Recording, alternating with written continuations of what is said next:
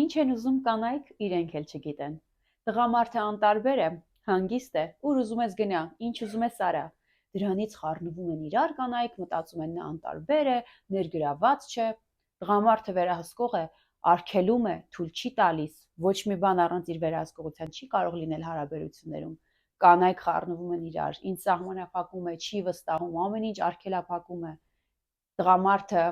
անհանգիստ է, կպչուն է, բայց թույլ տվող է, դրանից էլ են անհանգստանում։ Ինձ ասում են գնա, Անի ջան, չի արգելում, բայց անընդհատ զանգում ա ուր ես, ուր հասար, ինչ ես անում, բա երբ ես գալիս։ Հիմա իրականում ինչ են ուզում կանայք եւ ինչ են ուզում տղամարդիկ, այդքան էլ հստակ չէ։ Բայց այստեղ պետք է իրականում խորքային վերլուծություն անել եւ հասկանալ, որ այս 3 տղամարդու տիպն էլ իրականում adekvat, նորմալ, հանգիստ հարաբերությունների համար չեն։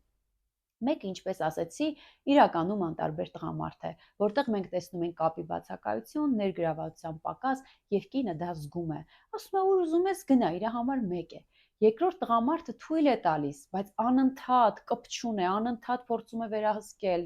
ամեն քայլը իմանալ ուր գնաց, ինչ արեց, դա էլ կինը ներքուս զգում է, որ մի բան այն չէ։ Իսկ վերահսկող տղամարդը նորից կնոջ մեջ բունտ եւ տագնապ է առաջացնում։ Առողջ հարաբերությունները հետևյալում են ընկերներ, երբ որ տղամարդը այո, կարող է ունենալ ներքին անհանգստություն, բայց փորձում է գտնել վստահության համար ներքին ռեսուրսներ։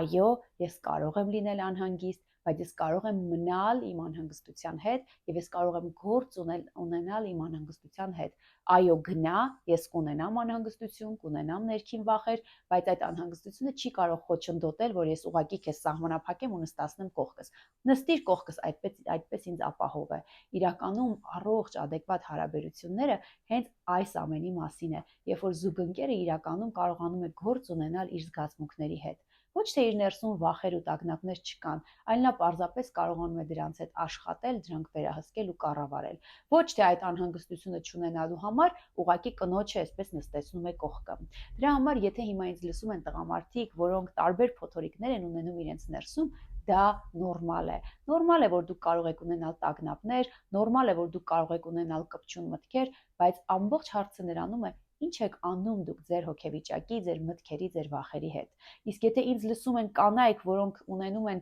նմանօրինակ տարբեր մտքեր, անտարբեր տղամարդուց, կպչուն տղամարդուց, վերահսկող տղամարդուց, շատ կարևոր է, որ դուք գիտակցեք, որ դուք նորմալ եք զգում, վստահեք ձեզ, լսեք ինքներդ ձեզ եւ փորձեք կառուցել այնպիսի հարաբերություններ, որտեղ դուք ձեզ ապահով կզգաք, որտեղ դուք ձեզ կզգաք վստահված, սիրված եւ ընդունված։